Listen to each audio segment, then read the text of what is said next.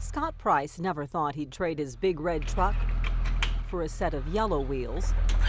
I was in the fire service for almost 24 years. He was driven by the excitement, a desire to help. You do have those moments where, you've delivered a baby or you've saved somebody's private property or their belongings. But those other moments, A lot of fatalities, numerous children, drownings. shifted his life into reverse. For any firefighter, children are difficult. For me, it was happening over and over and over again. A lot of calls that I would like to forget that I'm just never going to forget. The one he couldn't bring himself to tell us about, the 2012 death of Savannah Edwards, fatally mauled by a dog. In the months and years that followed, Scott saw the changes. You're not the person that you used to be. I was a little more fatigued, a little more temperamental. Nightmares so bad I wouldn't even want to go to sleep. For a while, I thought it was something that we all dealt with. Finally, this spring, Shawnee Heights Fire Chief Tom Garcia pulled Scott aside. It was affecting his family life. It was affecting his work performance here. Together, they got Scott into treatment, where he was diagnosed with post-traumatic stress disorder. Garcia says it's not surprising, since firefighters today do more than just put out flames. They're also the first responders for anything from wrecks and assaults to medical calls and suicides. It's the day in, day out.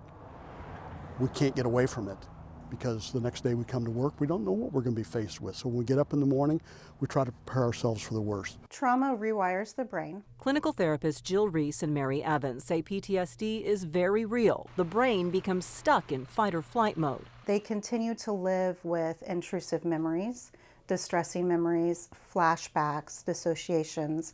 Maybe they start avoiding things. The good news is it can be treated, but it takes an individualized plan of therapy, sometimes with medications. Their mind, their body's been hijacked by the trauma. We teach people skills such as relaxation training, mindfulness skills, so they can kind of develop a sense of mastery over some of these symptoms. The first step is trusting there is help, which is where the 1033 Foundation comes in. Because it's all about how this person's being affected. Named for the common signal code of officer in distress and the verse in Luke where you'll find the biblical story of the Good Samaritan, 1033 Foundation trains first responders to encourage peers to reach out and take the first step. Soldier Township Fire Chief Carl McNorton helped launch it here in March when he saw how handling several tragedies involving young people in recent years was affecting his crews. It's really critical to us and to me personally that we do what we can to help each other and help prevent this,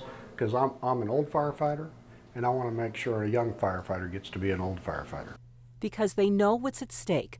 October 15th, Indian River County, Florida Battalion Chief David Dangerfield posted on Facebook, "PTSD for firefighters is real. 27 years of deaths and babies dying in your hands is a memory that you will never get rid of. My love to my crews. Be safe. Take care." Less than 3 hours later, Dangerfield drove to the woods, called 911, and took his own life. We are working in an industry where being macho is what we should be. We're going to run into a burning building, we can save everything.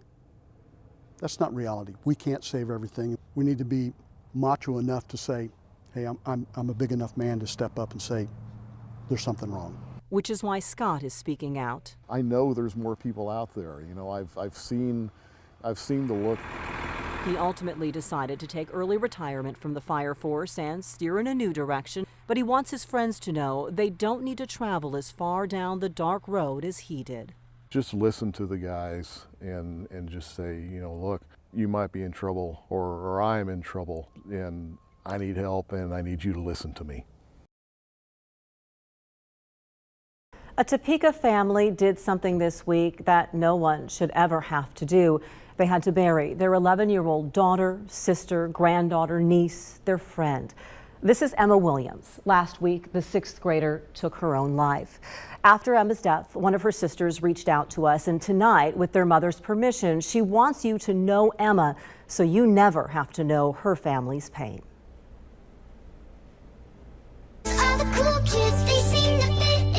This is the Emma her family will remember, full of life, leaving silly videos on her mom's phone. She was a jokester. She was just very outgoing, very friendly, really good friend. When we'd have someone new move into the neighborhood, she wouldn't hesitate to just go over there and introduce herself. At 24, Jordan Messbarger is 13 years older than her little sister. A big gap in years, but always close in their hearts. She was my mini-me for sure. She would always want to go with me everywhere I would go. Which is why Jordan and the rest of the family cannot understand how Emma left them. Last week, at just 11 years old, Emma took her own life. I want to believe that it's a dream and that I'll wake up. But it is real, and surrounded by memories and the silence of her absence, the family wants Emma's voice to be heard. I feel like the worst part about suicide is not talking about it. I feel like this is my chance to help other people, help Emma, we don't know what she was going through, and I feel like getting this message out there will help a lot of people. Jordan says speaking out is vital since she believes there are many people like Emma who show none of the traditional warning signs. They're not alone. People need to realize that. It's okay to come forward. It's okay. You're not going to get in trouble. Reach out to someone. Reach out so you can know now what Jordan wishes she could tell Emma just one more time. That I love her and that I miss her a lot. It is a disease with a very long name that can lead to a whole wide range of problems. Neurofibromatosis, that is how you say that word. Most people will just call it NF for short. NF can cause tumors to grow on your nerves, and we have nerves everywhere in our bodies. These can be disfiguring, disabling, and sometimes even deadly. So tonight, during NF Awareness Month, we share the inspiring story of one young fighter who's painting a vision for a brighter world. Surrounded by a sea of color in the basement studio of his parents' Overland Park home, Jeffrey Owen Hansen creates a vision of a world he can't always see. My vision is Swiss cheese, like Swiss cheese. There's places that are better than others. Jeff is legally blind, the result of neurofibromatosis, diagnosed at age 4. I'd never heard the word before. It just sounded like a big ugly word. While Jeff's mom, Julie, had never heard of NF, his father, Hal, an ER doctor, had. Neurofibromatosis is such a broad spectrum throughout your whole life. You really never know if you will have more complications. Jeff's first tumor showed up at age 6 on his optic nerve. He named it Clod, like a clod of dirt. I didn't want to give it credit or a serious medical name.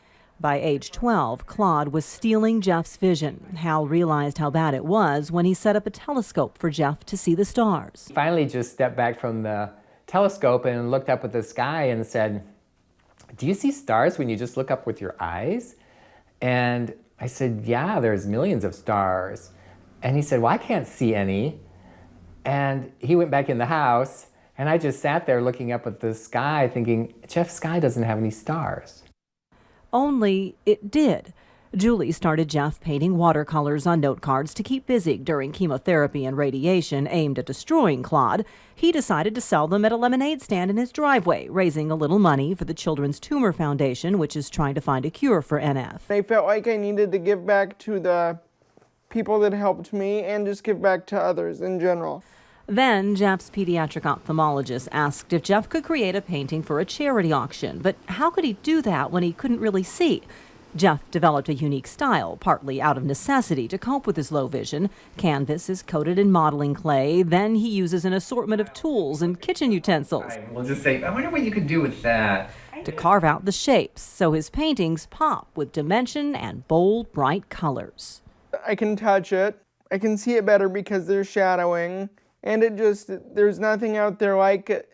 Evidently not, because once Jeff Hansen, the artist, debuted, we had no idea it was going to continue or snowball into $2 million to charity by the time you're 22 years old.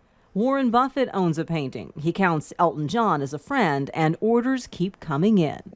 It's cool to think that it's just another painting of mine in someone else's home. Raising awareness and leaving lessons. Generosity begets generosity, and that joy will be seen by others, and it too will inspire them to become more generous. Bright spots shining in what could otherwise be a vast darkness. Now when we look at that night on the patio looking at stars, you can't see stars with tears in your eyes. And if you sit there and cry about it, you will never look forward and redefine yourself and find a purpose. NF may be what Jeff has, but it's not who he is. I want people to think of Jeff Hansen as the kid that raised $2 million for charity, not the kid down the street with the brain tumor. Take your gift and go with it. Focus on what you can do, not what you can't do. And the small things done with great love can change the world, even one painting at a time.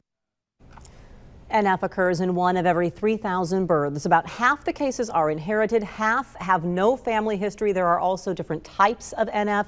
I posted a lot more information about this, getting it posted right now for you, along with our story on John and Jolene from Linden, who you met on our news at 6. All of that, Ralph, is at WIBW.com.